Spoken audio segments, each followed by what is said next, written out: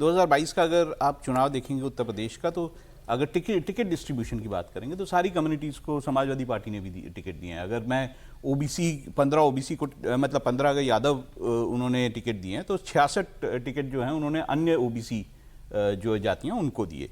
इसी तरह से मुस्लिम 31 से 35 टिकट उन्होंने मुस्लिम समाज को दिए, या शेड्यूल कास्ट को भी लगभग वही 30-31 उन्होंने दिए हैं।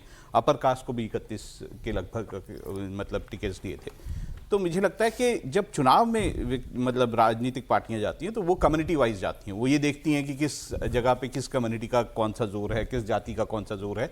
और ये कोई समाजवादी पार्टी का नहीं, ये सारी पार्टियों का इसी तरह से जो है वो कॉम्बिनेशन बनता है, या सोच इसी तरह से या रणनीति इसी तरह से बनती है। अब देखिए, अखिलेश यादव राहुल के साथ एकदम कंधे से कंधे मिलाकर चलना चाहते हैं, लेकिन अगर योगी आदित्यनाथ की रणनीति की बात करें विजय त्रिवेदी जी, तो बीते कुछ दिनों से जो काम योगी आदित्यनाथ कर रहे हैं, बार बार परिवर्तन की बात करते हैं, पीडे पर भी निशाना साधते हैं। ये साफ है कि अपने वोट बैंक के साथ साथ छोटे छोटे जो गुट हैं, छोटे छोटे जो ग्रुप्स हैं, उसका साथ भी बीजेपी पक्का करना चाहती है, योगी आदित्यनाथ पक्का करना चाहते हैं, ताकि जीत में कोई परेशानी ना हो। बिल्कुल ठीक बात है, और ये रणनीति के हिसाब से ठीक है ये रखना कि अरे हम ही अकेले जीत जाएंगे। और मान लीजिए आप जीत भी जाए तो भी यदि सब लोग साथ रहेंगे तो उससे एक माहौल बनता है, और एक गुलदस्ता जिसे आप कहते बुके है वो भी आपको मजबूत कर। और वैसे तो देखा जाए भारतीय जनता पार्टी को, तो वो बुके कोई उन्होंने चुनाव में नहीं बनाया, सरकार में भी वो बहुमत के साथ रहकर भी उन्होंने छोटे छोटे दलों को अपने साथ लेने की कोशिश की है, सामाजिक तौर पर भी, राजनीतिक तौर पर भी। कई बार हुआ, बहुत सारी, एक बार चर्चा हो रही थी जब वो इंडिया ब्लॉक की 24-25 पार्टियां हो गई थी, तो एनडीए ने अपनी 36 पार्टियों का एक वो किया था, प्रोग्राम किया था। तो बहुत सारे लोगों ने सवाल खड़ा किया था कि इसमें से आधी पार्टियां तो ऐसी हैं जिनके एमपीज ही नहीं है।